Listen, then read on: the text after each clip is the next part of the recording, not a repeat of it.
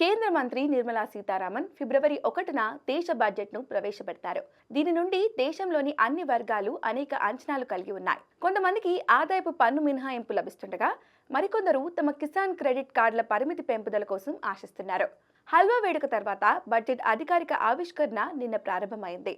భారతదేశ బడ్జెట్ను మొదటిసారిగా హిందీ భాషలో ఎప్పుడు ముద్రించారో తెలుసా?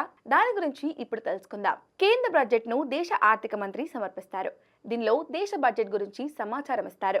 ప్రభుత్వం ఏ రంగానికి ఎంత డబ్బు ఖర్చు చేస్తుంది, డిస్కౌంట్లు ఎక్కడిస్తారు, ఎక్కువ పన్నులు ఎక్కడ విధిస్తారు, వీటన్నిటికీ సంబంధించిన పూర్తి వివరాలు ఉంటాయి. అయితే జీఎస్టీ వేరు చేయబడినందున బడ్జెట్లో ఎటువంటి ప్రధాన మినహాయింపులు ప్రకటించబడలేదు. అయినప్పటికీ దేశ భవిష్యత్తు ఖర్చుల బ్లూ ప్రింట్ను బడ్జెట్ రూపంలో దేశానికి అందజేస్తారు.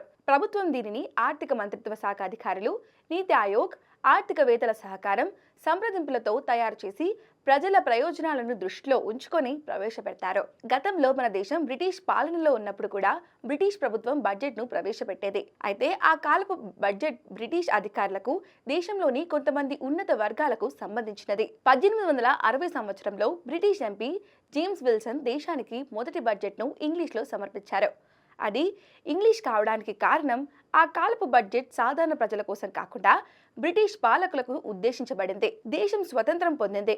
బడ్జెట్ను ఆంగ్లంలో రూపొందించడం, ముద్రించడం కొనసాగించింది.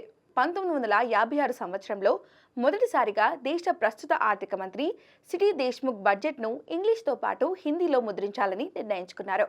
ఆ తర్వాత బడ్జెట్ను ఇంగ్లీష్తో పాటు హిందీలో ముద్రించడం ప్రారంభించారు.